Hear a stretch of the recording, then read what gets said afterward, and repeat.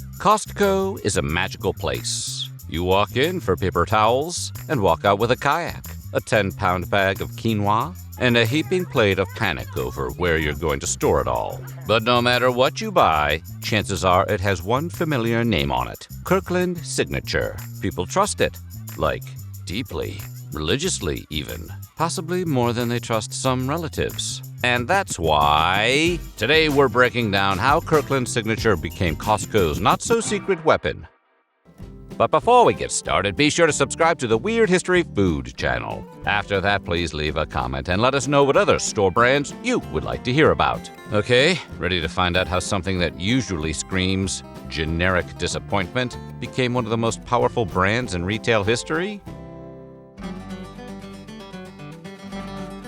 Before Kirkland, there was Costco. And before Costco, there was, well, a very confusing corporate family tree. Costco was founded in Seattle in 1983 by James Sinegal and Jeffrey Brotman.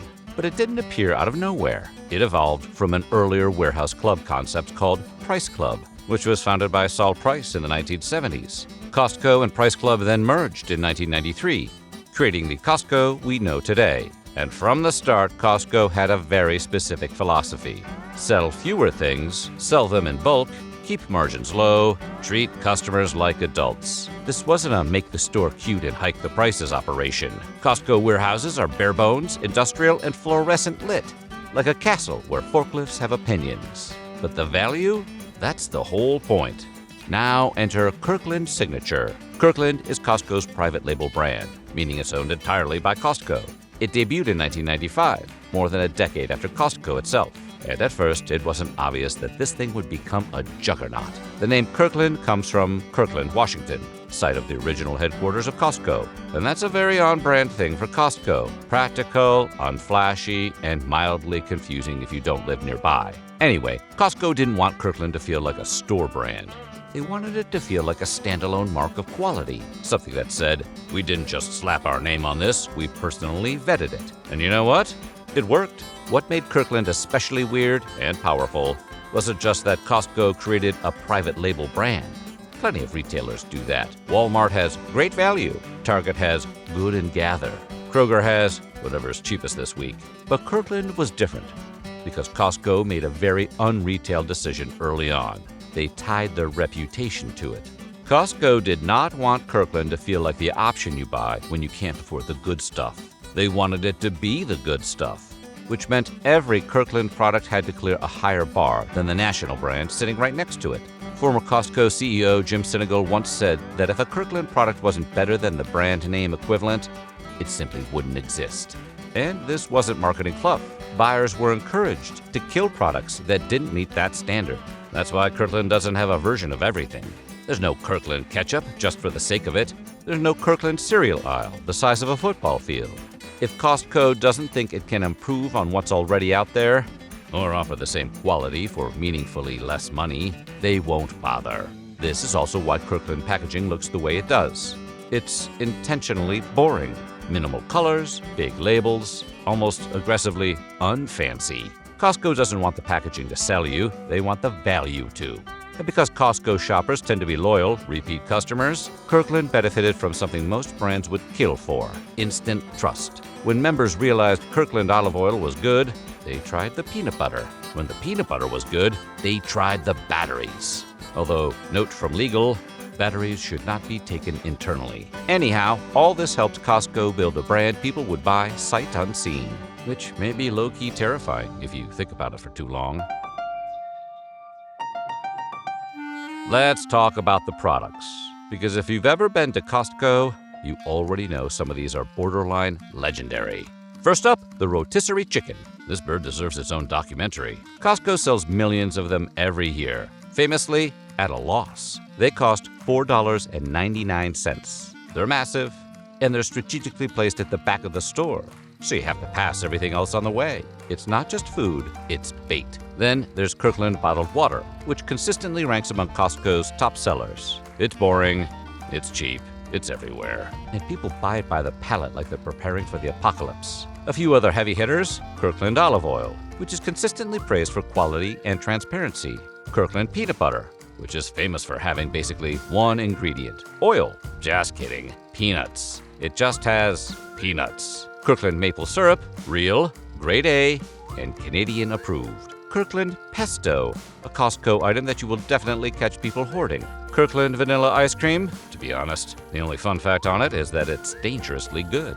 Then there's Kirkland frozen pizza, which consistently outranks name brand competitors. Kirkland cashews, you'll get a quantity that demands commitment, and you'll want to put a ring on it. And the dark horse, Kirkland vodka. Ah yes, the vodka. There's a long-running rumor that Kirkland vodka is actually made by Grey Goose. That specific claim has been disputed. But what is true is that Kirkland's vodka is made by high-end distillers and regularly ranks extremely well in blind taste tests. Oh, and the best-selling Kirkland product of all, as of 2022, toilet paper, which feels correct. Nothing says modern life like bulk paper goods. Part of Kirkland's success also comes from how Costco tests products. Before many Kirkland items go national, they're quietly piloted in select regions. If something underperforms, even if it's technically good, it gets pulled. And Costco shoppers are brutally honest. These are people who will return a half-eaten bag of shrimp because the vibes were off. If a Kirkland product survives that environment, it earns its place. There's also the psychological element of bulk buying. When you buy something in Costco quantities, you don't just want it to be cheap, you want it to be reliable. You're committing. You're entering a relationship. Kirkland understands this. Their products aim to be consistently good, not trendy. That's why they don't chase food fads aggressively. You're not seeing Kirkland-branded charcoal lemonade or mushroom-infused oat milk yet. Instead, they focus on staples, items you repurchase over and over again. Toilet paper, water, olive oil, nuts, batteries. Things where disappointment would feel personal. And when Kirkland nails those categories, it creates a loop.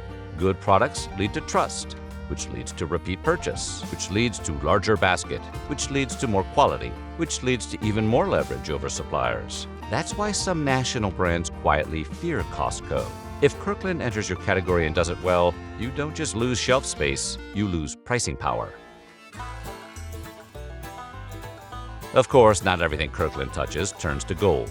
Let's talk about the flops. One of the most infamous failures, Kirkland Light Beer. It was not beloved, to say the least. Reviews ranged from watery to actively hostile to joy. It was eventually discontinued quietly, like that gross kid you just stopped inviting to things. Then there was Kirkland's environmentally friendly laundry detergent, which failed to impress the most important audience, environmental groups. But even regular consumers didn't love it. Turns out, eco-friendly is harder than it looks when you're selling industrial-sized plastic jars. There have been other controversies, including labeling lawsuits, quality disputes, and the occasional product recall. Because when you sell this much stuff, statistically, something has to go awry, right? But Kirkland also just sells some weird stuff, like a guitar effect pedal that John Mayer shouted out, for free, not a brand deal. They have sold luxury watches. They've sold caskets. They've sold high-end wines, not to mention entire vacation packages. Costco is basically a store that says, you don't need this, but what if you did? And here's something that doesn't get talked about enough. Kirkland's failures are actually part of why the brand works. Costco isn't afraid to pull the plug. They don't double down on bad ideas just because they've already invested in them. If something doesn't meet expectations, whether that's customer reviews, sales velocity, or quality benchmarks, it is gone.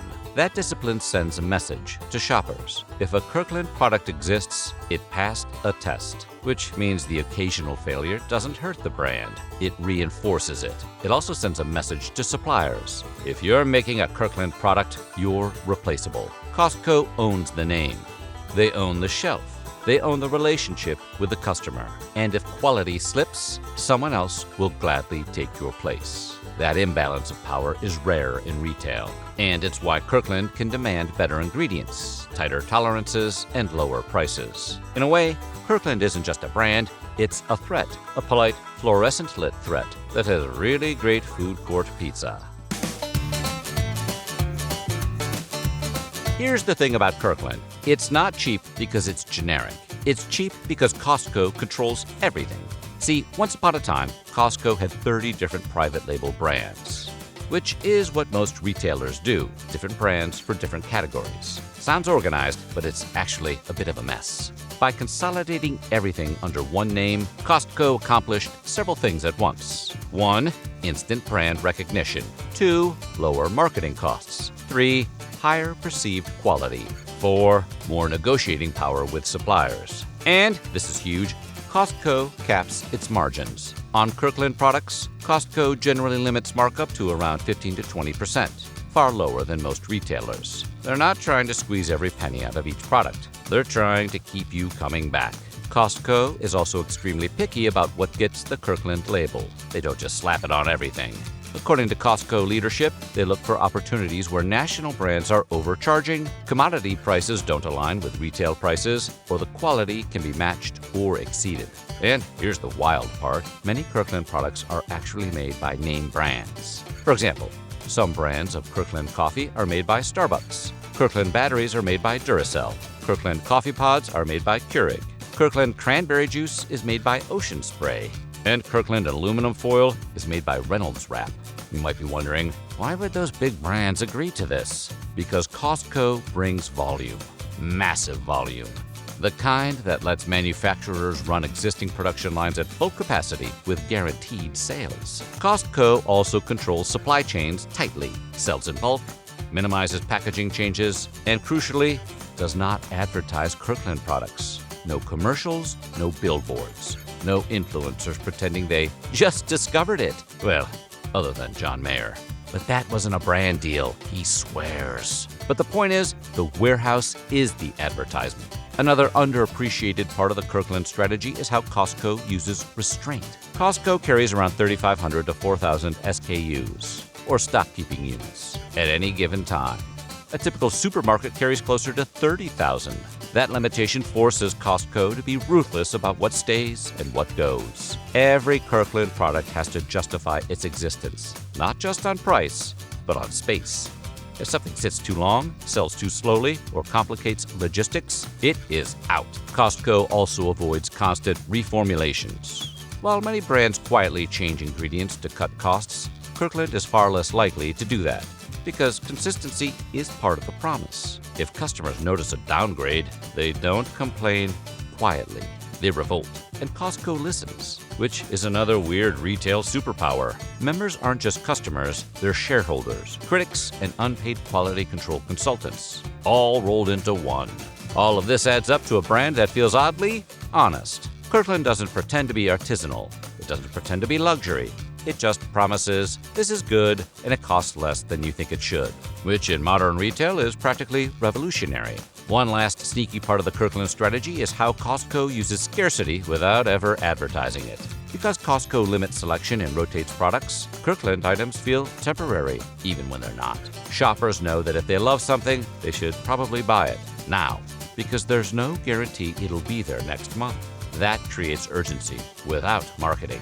No limited edition labels, no countdown clocks. Just quiet psychological pressure, fueled by experience. Everyone has a Costco story that starts with, "They used to have this amazing thing, but I haven't seen it in forever." And Kirkland benefits from that mindset. Ultimately, when a new Kirkland product drops, members are more willing to try it. Not because they were persuaded by ads, but because Costco has trained them to trust the filter. And Costco never breaks character. Kirkland doesn't have a mascot. It doesn't have a social media personality. It doesn't try to be relatable or funny, which somehow makes it more powerful. Because while other brands are begging for attention, Kirkland is sitting there like, "We don't need to convince you.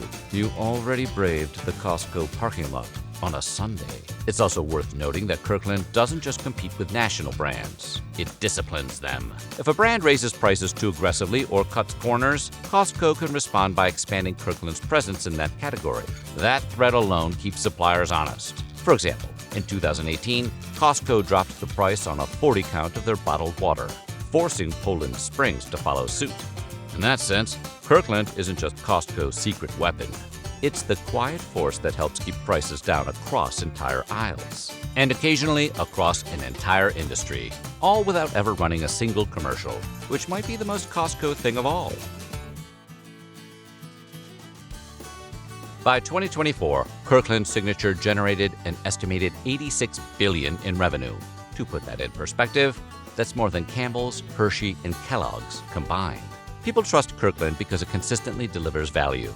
And that trust has ripple effects across the entire industry. When Costco drops prices, competitors often have to follow, even if they don't want to. So Kirkland isn't just a store brand, it's leverage, it's strategy. It's Costco saying, we don't need flashy branding, we just need to be right. And some would say, that's kind of beautiful. In a retail world built on hype, Kirkland wins by doing the unthinkable, staying boring, honest, and relentlessly cheap. So next time you're wandering Costco with a cart full of bulk groceries and existential questions, just remember, Kirkland isn't trying to be fancy, it's trying to be useful. And somehow, that made it one of the most powerful brands in the world. So what do you think, and what are your favorite Kirkland products? Let us know in the comments below, and while you're at it, check out some of these other videos from Weird History Food.